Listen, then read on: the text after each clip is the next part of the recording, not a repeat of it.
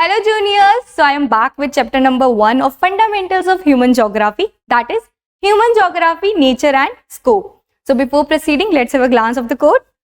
You are braver than you believe, stronger than you seem and smarter than you think. So with this, let's start our session. So in this video, we'll be completing chapter number 1 with the help of MCQs. इसके अंदर case based study questions भी हैं हमारे पास and हम लोग बहुत अच्छे से कंप्लीट करेंगे चैप्टर नंबर 1. तुम्हें कुछ भी नहीं करना है, you have to start the video और उसे पूरा कंप्लीट एंड तक देखना है. Okay, so the very first question on the screen is which of the following statement about neo determinism are correct. तो पहले जान लेते हैं कंसेप्ट क्या है. अगर तुमने मेरा प्रीवियस वाला वीडियो देखा होगा उसमें ये टॉपिक मैंने कवर किया है तो तुम लोग अच्छे से आंसर अभी कर पाओगे, बट स्टिल मैं ब्रीफ बता देती हूँ. बेसिकली ये जो कंसेप्ट है वो किसने दिया है? ग्रिफिथ टेलर ने. इसे और क्या बोलते हैं? Stop and go determinism. अब अगर हम लोग इसके ऊपर देखें, बेसिकली ये क्या है? एक कंसेप्ट है जो मिडल पाथ को शो करता है, दैट इज मध्यम मार्ग बिटवीन टू आइडियाज. मतलब नियो डिटर्मिनिज्म के अलावा दो कंसेप्ट और है हमारे पास, that is environmental determinism and possibilism. तो इन दोनों कंसेप्ट के बीच में एक हमारा है मध्यम मार्ग जिसे हम लोग बोल रहे हैं नियो डिटर्मिनिज्म. इसे और हम स्टॉप एंड गो डिटर्मिनिज्म भी बोलते हैं. ठीक है, ओके. अब क्या होता है ना, ये जो कंसेप्ट है वो क्या शो कर रहा है कि ना तो कोई सिचुएशन हो हमारी एब्सोल्यूट नेसेसिटी की, ना ही कोई कंडीशन हो हमारे एब्सोल्यूट फ्रीडम. मतलब ना तो हम कंप्लीटली एनवायरमेंटल डिटर्मिनिज्म पर फोकस करेंगे और ना ही हम कंप्लीटली पॉसिबिलिज्म पर फोकस करेंगे. ठीक है, तो इसीलिए इन्होंने एक मिडिल पाथ बना दिया जिसे हमने बोला है स्टॉप एंड गो डिटर्मिनिज्म. ठीक है, okay. Now it attempts to bring a balance nullifying the either or dichotomy. Okay, अब एक और चीज जान लेते हैं. एग्जाम्पल के टाइम पे, मतलब अगर तुम ट्रैफिक में हो और वहां पे लाइट है तो वो लाइट क्या शो करती है? रेड लाइट क्या बताती है? That we have to stop. Amber light क्या बताती है? गेट सेट वाला पोजीशन, और वो रेड और ग्रीन के बीच में होती है. और ग्रीन क्या बताती है? गो.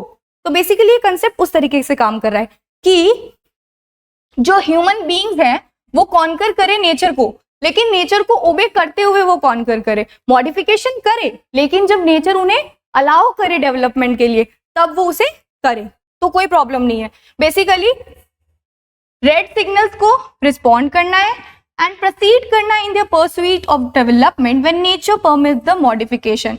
ठीक है, ओके. अब ये भी है कि there is no free run without accidents. अब जितनी भी डेवलप्ड इकोनॉमीज है उन्होंने क्या रिजल्ट किया है?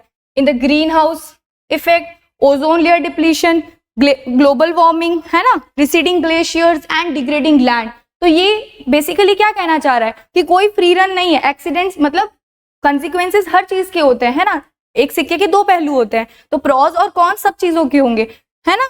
ओके, तो ये वाला हमारा कंसेप्ट क्लियर होता है.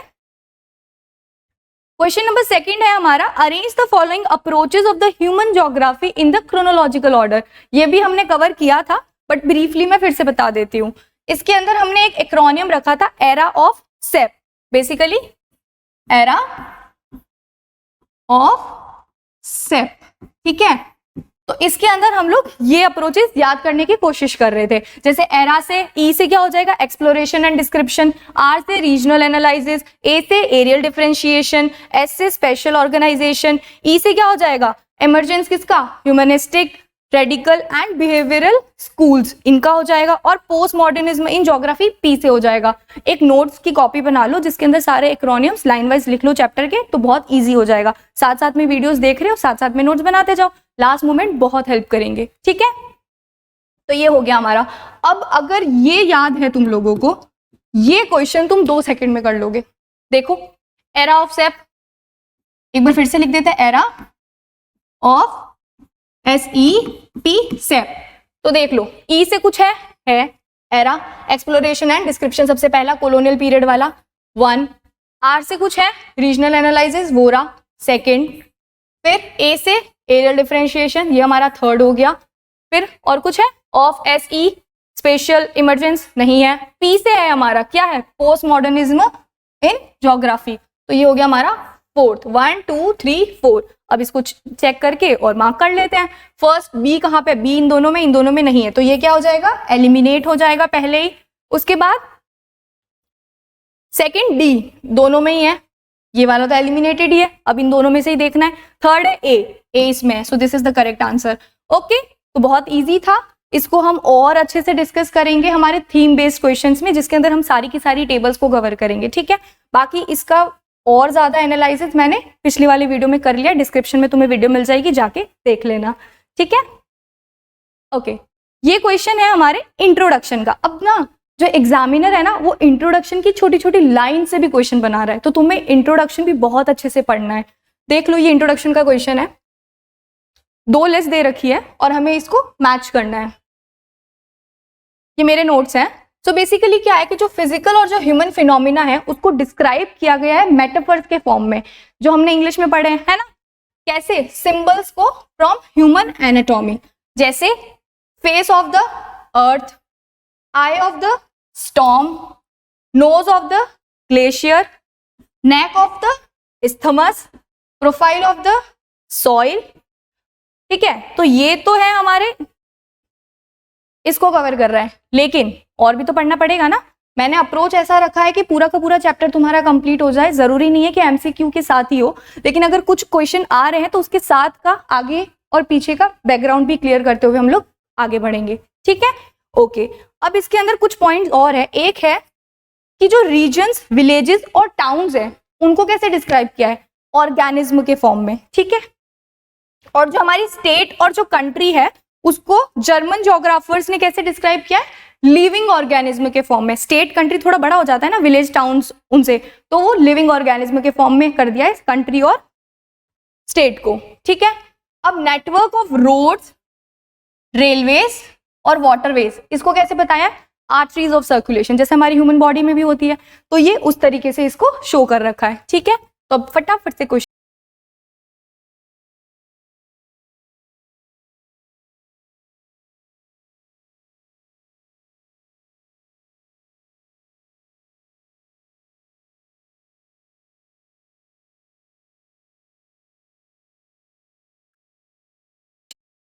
Mouth of the river, A का 3 इसमें है फर्स्ट और मेरा के आगे चलते हैं। फिर बी का क्या है, फोर्थ इसमें है, इसमें नहीं है, इसमें भी नहीं है, इसमें भी नहीं है। और एक बार पूरा चेक कर लेते हैं। नेक ऑफ द इस्थमस, ये रहा 1। डी का क्या है, प्रोफाइल ऑफ द सॉइल। तो हमारा आंसर क्या हो जाएगा, आंसर हमारा हो जाएगा, answer number 2 is the correct. आगे बढ़ते हैं। The core concern of geography as a discipline is to understand earth as, ये भी इंट्रोडक्शन, ये पूरा का पूरा इंट्रोडक्शन है मेरे नोट्स का, बहुत इजीली तुम्हें समझ आ जाएंगे। बेसिकली ज्योग्राफी क्या है, ज्योग्राफी को डिफाइन किया गया है as the study of earth and the forces जो उसे शेप करती है, बोथ फिजिकल एंड ह्यूमन, ठीक है। इसकी 2 ब्रांचेस है, that is physical geography and human geography. अब थोड़ा सा फिजिकल ज्योग्राफी के बारे में भी जानते हैं और ह्यूमन ज्योग्राफी तो हमें पढ़ना ही है। तो फिजिकल ज्योग्राफी क्या करता है, स्टडी करता है फिजिकल एनवायरनमेंट को, वेयर एज ह्यूमन ज्योग्राफी क्या करता है, ह्यूमन ज्योग्राफी स्टडी करता है relationship between the physical, natural and the human world, पहला। Special distribution of human phenomena and how they come about, second. Third क्या करता है, वो जो सोशल और जो इकोनॉमिक डिफरेंसेस है between different parts of the world, वो भी स्टडी करता है। तो ये जो 3 पॉइंट है ये हमारी पूरी डेफिनेशन को कंप्लीट करता है, ठीक है। अब एक और चीज, फादर ऑफ ज्योग्राफी कौन है हमारे, इरेटोस्थेनीज, है ना, ठीक है। अब geography as a field of study क्या है, इंटरैक्टिव है, एम्पिरिकल है और प्रैक्टिकल है। ये भी आ सकता है एमसीक्यू में, तो तुम लोग अच्छे से पढ़ लेना इसको। उसके बाद जो ज्योग्राफी की जो रीच है वो क्या है, एक्सटेंसिव है। इसके अंदर ईच एंड एवरी इवेंट या फिर जो फिनोमिना है वो क्या होता है, वेरी करता है स्पेस और टाइम के बीच में, और उन्हें हम स्टडी कर सकते हैं ज्योग्राफिकली, ठीक है। ये हो गया। अब जो हमारा अर्थ है उसके 2 मेजर कंपोनेंट्स है, क्या क्या है, नेचर और life forms including human beings. Question आ सकता है, इसलिए मैंने पूरा इंट्रोडक्शन को पॉइंट्स में कवर करने की कोशिश करी है, ओके। अब कोर कंसर्न क्या है ज्योग्राफी की, कि हम लोग अंडरस्टैंड करें अर्थ को age home of human beings, home है, ठीक है, और स्टडी करें सारे के सारे एलिमेंट्स जो उसे सस्टेन करते हैं, ठीक है। क्वेश्चन पे आ जाते हैं। The core concern of geography as a discipline is to understand earth as a planet is solar system, नहीं, a heavenly body in universe, no, home of human beings, याद है ये मेरे नोट्स में बना हुआ था, होम ऑफ ह्यूमन बीइंग्स, तो ये हमारा आ जाएगा option. Assemblage of rocks and minerals, no, हो गया।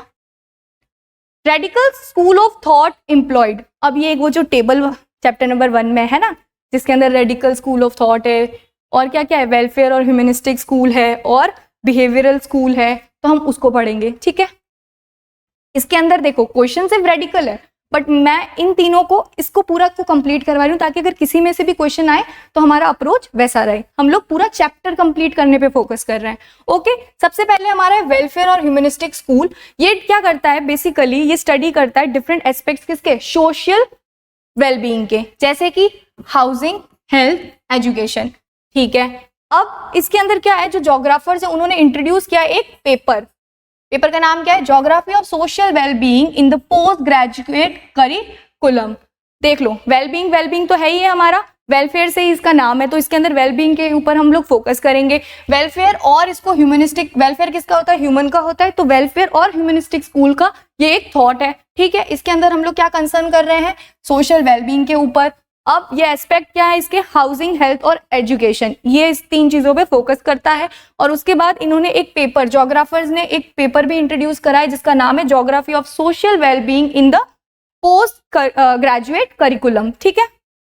उसके बाद आते हैं रेडिकल स्कूल। रेडिकल स्कूल जो है हमारी, ये जो थॉट है वो एम्प्लॉय करता है किसको, मार्जियन थ्योरी को, ठीक है, जो एक्सप्लेन क्या करती है, कॉजेज पॉवर्टी के, डेप्रीवेशन के और सोशल इनइक्वालिटी के। तो इधर भी हमें ये याद रखना है, पॉवर्टी, डेप्रीवेशन और सोशल इनइक्वालिटी, ठीक है। अब इधर एक और चीज है कि ये जो कंटेम्प्रेरी सोशल प्रॉब्लम्स है ये रिलेटेड है to the development of capitalism. तो तुम्हें क्वेश्चन में ये भी पूछा जा सकता है, कैपिटलिज्म दे दिया, ये किसका है, तो रेडिकल स्कूल का है। मार्जियन थ्योरी दे दी, तो ये किसकी है, रेडिकल स्कूल की है, ठीक है। थर्ड हमारी है बिहेवियरल स्कूल ऑफ थॉट। अब इसने एम्फसाइज किया है किस पे, जो लिव्ड एक्सपीरियंसेस है उन पे, और जो परसेप्शन है स्पेस का with the help of social categories. और वो कैटेगरीज क्या है हमारी, एथनिसिटी, रेस और रिलीजन। देख लो, इसमें भी 3 है, इसमें भी 3 है, इसमें भी 3 है। हाउसिंग, हेल्थ, एजुकेशन हमारा किसका हो जाएगा, वेलबींग वाले का हो जाएगा। वेलबींग है तो क्या हो जाएगी, ह्यूमनिस्टिक स्कूल, ठीक है। उसके बाद मार्जियन ने किस पे फोकस किया, पॉवर्टी, डेप्रीवेशन और सोशल इनइक्वालिटी। और हमारे बिहेवियरल स्कूल में किसने किया है, एथनिसिटी, रेस और रिलीजन। बिहेवियर के ऊपर है ना, तो बिहेवियर स्कूल ऑफ थॉट है, ठीक है। जो फोकस इस पे कर रहा है, लिव्ड एक्सपीरियंसेस के ऊपर कर रहा है, और perception of space by social categories based on ethnicity, race and religion उधर कवर कर लिया है। ओके, क्वेश्चन अटेम्प्ट करते हैं। Radical school of thought employed Gandhian theory, humanistic theory, Marxian theory, all of these. Marxian theory है ना, मार्जियन theory है जो एक्सप्लेन क्या करती है, पॉवर्टी, डेप्रीवेशन और social inequalities.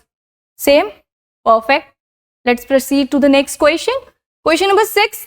Human beings interact with their physical environment with the help of, ये हमारे ऑप्शंस है, ये भी इंट्रोडक्शन है।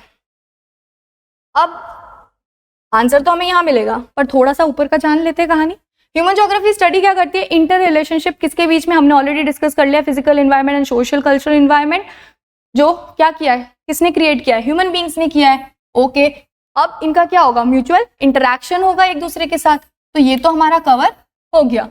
अब जो हमारा फिजिकल एनवायरनमेंट है, जो हम एलिमेंट्स की बात कर रहे थे, क्या क्या होंगे उसके, लैंडफॉर्म हो जाएगा, soil, climate, water, natural vegetation, diverse flora and fauna. तो ये हमारा एक बेसिक सा हो गया, कहानी खत्म। ये मैंने ऐसे ही एक्स्ट्रा में थोड़ा सा डाल दिया है। अब हमारा कंसेप्ट आता है naturalisation of humans and humanisation of nature. ये वही पॉइंट्स है जो हमने डिस्कस किया, एनवायरमेंटल डिटर्मिनिज्म एंड पॉसिबिलिज्म, ठीक है। तो हम लोग इसके बारे में भी जानेंगे। एक और चीज जान लो कि जो एनवायरमेंटल डिटर्मिनिज्म है उसे नेचुरलाइजेशन ऑफ ह्यूमन कहते हैं, और जो पॉसिबिलिज्म है उसे क्या कहते हैं, ह्यूमनाइजेशन ऑफ नेचर। लेकिन हमारा अभी ये सब जानने की कोई जरूरत नहीं थी, ये तो मैंने तुम्हें ओवरव्यू दिया है। मेजर हमारा क्वेश्चन क्या पूछ रहा था हमसे कि ह्यूमन बींग्स इंटरैक्ट कैसे करते हैं फिजिकल एनवायरनमेंट से, किसकी हेल्प से करते हैं। इसका आंसर हमें मिलेगा इधर, human beings interact physical environment with the help of technology, with the help of technology. और टेक्नोलॉजी ही इंडिकेट करेगी कि सोसाइटी का डेवलपमेंट कितना है, ठीक है। अब ये इंपॉर्टेंट नहीं है कि ह्यूमन बींग्स उस टेक्नोलॉजी से क्या क्या बना रहे हैं, नहीं, इंपॉर्टेंट ये है कि कैसी टूल्स और टेक्निक से वो हेल्प, मतलब वो डेवलपमेंट कर रहे हैं, तो दैट इज इंपॉर्टेंट। क्या है, help of what tools and techniques do they produce and create, ये इंपॉर्टेंट है, ये लाइन भी आ सकती है, ठीक है। अब एक और चीज देख लो, human beings were able to develop technology after the development of better understanding of natural laws. जब उन्हें धीरे धीरे ये पता चलने लग गया कि नेचुरल लॉज के साथ कैसे हमें इंटरैक्ट करना है, तो धीरे धीरे उन्होंने टेक्नोलॉजी पे वर्क किया, ठीक है, जब उनको बेटर अंडरस्टैंडिंग हो गई नेचुरल लॉज की। अब एक और चीज एग्जाम्पल दे रहे हैं, ये वाले आ सकता है एमसीक्यू में, जैसे जब हमें पता चला concept of friction of heat, तो हमने क्या डिस्कवर कर ली, फायर। जब हमें concept of secrets of DNA और जेनेटिक्स पता चले, तो हमने क्या करा, कॉन्कर करना शुरू कर दिया डिजीजेस को। जब हमें लॉ ऑफ एरोडायनेमिक्स पता चला, तो हमने और फास्टर प्लेन्स डेवलप कर लिए, है ना, तो ये भी आ सकता है, ठीक है। तो अभी आंसर तो हमें मिल गया है कि with the help of technology. What is called the mother of all branches of knowledge? अब ये चीज हम इग्नोर कर देते हैं, मैंने भी करी थी, नहीं करनी है, पूरा का पूरा चैप्टर का ग्लांस अच्छे से लेना है, कुछ भी इंपॉर्टेंट हो सकता है। अब देखो ये इतनी इजी सी चीज यहाँ पे पुट कर दी है ना, क्या है, human geography with the mother discipline that geography. कितना नॉर्मल सा लाइन है ना, ऐसे ही इग्नोर कर देते हैं हम लोग। और ये चीज जो मैंने अभी पीछे बताई थी, फील्ड ऑफ स्टडी क्या है, इंटरैक्टिव है, एम्पिरिकल है, और क्या है, प्रैक्टिकल है, ये हमने डिस्कस कर लिया था। अब आंसर वहां मिल गया, क्या है, ज्योग्राफी। वैसे सिंपल था, तुम ज्योग्राफी वैसे भी टिक कर देते, बट पता होना चाहिए ना आया कहाँ से। तो देख लो chapter number 1 human geography nature and scope, पहली लाइन जो हम इग्नोर कर देते हैं, पहला जो पैरा है, the interaction between primitive human societies and strong forces of nature. मैंने बताया था ना, प्रिमिटिव ह्यूमन सोसाइटीज जब इंटरैक्ट करती है किसके साथ, नेचुरल फोर्सेस के साथ, और जो नेचुरल फोर्सेस है वो भी क्या है बताओ, स्ट्रॉन्ग है ना, तो तब हमारा कौन सा कंसेप्ट आएगा, टेल मी। किया है हमने ये, है ना, पढ़ते हैं, पूरा का पूरा टॉपिक कवर हो जाएगा, ठीक है। अब अर्ली स्टेज ऑफ इंटरेक्शन में क्या होता था, with their natural environment human beings क्या करते थे, ग्रेटली इन्फ्लुएंस थे, ठीक है। अब क्या हुआ, फिर उन्होंने अडॉप्ट किया to the dictates of nature. क्यों, क्योंकि लेवल ऑफ टेक्नोलॉजी बहुत कम था उस टाइम पे, तो वो नेचर के हिसाब से चलते थे, ठीक है। अब ये जो स्टेज है ह्यूमन सोशल डेवलपमेंट का, वो भी क्या था, बहुत ज्यादा प्रिमिटिव था। बेसिकली जब प्रिमिटिव ह्यूमन सोसाइटीज इंटरैक्ट करेगी स्ट्रॉन्ग फोर्सेस ऑफ नेचर के साथ, तो वो क्या है, एनवायरमेंटल डिटर्मिनिज्म, एब्सोल्यूट नेसेसिटी, है ना, ठीक है। अब इधर क्या है, ये कुछ पॉइंट्स है, ये भी देख लेते हैं। Stage of low technological development है, यहाँ पे हम इमेजिन कर सकते हैं कि कितना ज्यादा ह्यूमन नेचुरलाइज्ड होगा इस पीरियड में, है ना, ठीक है। जो क्या करता है, लिसन करता है टू द नेचर, उससे अफ्रेड है, डरता है ऑफ इट्स फरी एंड वर्शिप्ड इट, और हम लोग नेचर को वर्शिप भी करते हैं इस वाले में, है ना, ठीक है। अब नेचर एक पावरफुल फोर्स है जिसे हम क्या करते हैं, वर्शिप करते हैं, ठीक है, रिवर्ट करते हैं और कंजर्व करते हैं। ये पॉइंट्स आते हैं, ये मैंने एमसीक्यू भला ही कवर नहीं किया, बट ये यहाँ पे कवर हो रहा है, ठीक है। अब जो फिजिकल इन्वायरमेंट है, सोसाइटीज उसमें क्या करती है, इन्वायरमेंट को एज अ मदर नेचर लेती है, ठीक है, ये भी इंपॉर्टेंट है, एमसीक्यू आ सकता है यहाँ से भी। तो हमारा क्या हो जाएगा यहाँ पे, environmental determinism that is absolute necessity, क्या हो जाएगा वो हमारा, एब्सोल्यूट नेसेसिटी। अब इसके अंदर हमारी एक केस स्टडी भी है जो हम डिस्कस करेंगे, ठीक है, हो गया। Question number 9, neo determinism was introduced by, हमने पहले ही किया, जल्दी से आंसर दे दो और कमेंट में लिखना, ठीक है, क्या है हमारा, ग्रिफिथ टेलर, और इसे क्या बोलते हैं, stop and go determinism, okay. Nature provides opportunities and human beings make use of these and slowly human क्या हो जाता है, स्लोली नेचर गेट्स ह्यूमनाइज्ड, ठीक है, स्लोली नेचर गेट्स ह्यूमनाइज्ड। और स्कॉलर ने इसे क्या टर्म दिया है, क्या दिया है बताओ, इजी है, पॉसिबिलिज्म है। अब जान लेते हैं पॉसिबिलिज्म के बारे में। पॉसिबिलिज्म को और हम क्या कहेंगे बताओ, बताया था मैंने, मुझे कमेंट करके बताओ, अभी इंट्रोडक्शन में मैंने तुम्हें कंप्लीट करवाया है। पॉसिबिलिज्म जब ह्यूमन बीइंग्स, जब पीपल धीरे धीरे समझने लगे इन्वायरमेंट को और उसकी फोर्सेस को नेचर की। जब टाइम गुजरा क्या हुआ, मोर एफिशिएंट टेक्नोलॉजी आई, बेटर डेवलपमेंट हुआ किसका, पीपल का, और सोशल और कल्चरल डेवलपमेंट भी हुआ। वो क्या, उन्होंने क्या किया, स्टेट ऑफ नेसेसिटी, कौन सा है हमारा, इन्वायरमेंटल डिटर्मिनिज्म से वो कहाँ गए, स्टेट ऑफ फ्रीडम। पॉसिबिलिज्म यही है, उन्होंने क्रिएट करी पॉसिबिलिटीज, किससे, जो रिसोर्सेज ऑब्टेन हुई है हमारे नेचर से। अब इंसान जहां जहां गया उसके कदम तो हमें दिखे ही हैं, इम्प्रिंट्स तो दिखे ही हैं हमें, है ना। तो इम्प्रिंट्स ऑफ ह्यूमन एक्टिविटीज हर जगह क्रिएट हो गई, health resorts, highlands, huge urban sprawls, बहुत बड़ी प्रॉब्लम है ये भी एक, है ना। Rolling hills, ports on coast बनने लग गए, oceanic route, satellite, fields, pastures in plains, सारा कुछ ये क्या है, ह्यूमन के इम्प्रिंट्स है ना। तो नेचर प्रोवाइड करता है अपॉर्चुनिटीज ह्यूमन बींग्स को, धीरे धीरे ह्यूमन बींग्स उसे यूज करते हैं और ग्रेजुअली क्या हो जाता है, स्लोली क्या हो जाता है, हमारा नेचर ह्यूमनाइज्ड हो जाता है, and that situation is termed as possibilism. Okay, state of freedom basically. So हमने 10 क्वेश्चंस कवर कर लिए चैप्टर नंबर 1 के। अगली वीडियो में हम इधर से ही कंटिन्यू करेंगे। So bye bye, take care, stay safe and अच्छे से पढ़ाई करो।